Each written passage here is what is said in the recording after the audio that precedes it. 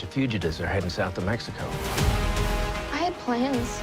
Go to school, get a life. I can't just hide out with you guys forever. What do you do? It's difficult to explain. I'm interested in you, if you are who I believe you to be. I don't think we feel very comfortable having this conversation. Why are you doing this to him?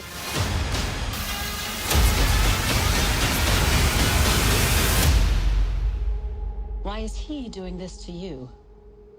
Tina. Where are you guys headed?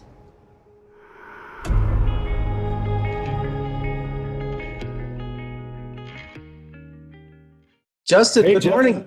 How are you, man? I'm doing great. Good to talk to you. Thanks Good for to talk to you too. Oh man, Mosquito Coast. I'm knee deep in this series right now. Chewie just got bit by the snake, so Oh God, we need to finish so I can get back and find out how the Fox family is doing. not great. Apparently, I read the book in high school in 1984. I'm a huge fan of the original movie with Harrison Ford. I haven't seen it in over 30 years, but this series is more of a prequel, isn't it? it is. We made a couple decisions early on when Neil did, I should say, the writer showrunner. In order to serialize it, you have to kind of make some changes that frankly aren't in the book. The one thing he was very particular about was making sure that obviously the central character of Allie Fox remained largely intact. So we're hoping, that knock on wood, if we get to more seasons, that we will eventually start weaving in and sort of landing in places in the book. There's obviously huge nods to the book in our show, but yeah, we really wanted to sort of it's the characters and the family dynamics are really sort of what make, to our minds, what will make this a compelling piece of television.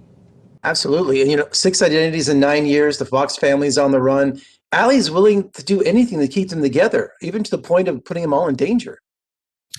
That's kind of what I think, or at least what makes him interesting for me to play, because he's such a sort of a zealot for his own ideals. He's sort of his biggest fan, sort of in a great Santini kind of way. So if we've done our job correctly, hopefully you'll find him at times charismatic and at times infuriating. Because it's always a question of whether he's doing what he wants, as he claims, for the love of his family, or if he's really doing it more for himself and he's dragging his family along unwillingly. Well, he's a genius. He's an inventor, but he's also an idealist. And I love his social commentary when he says nobody wants to fix things. That look at all the broken consumers. That was such a great moment. Yeah, I mean, it's a great scene, in that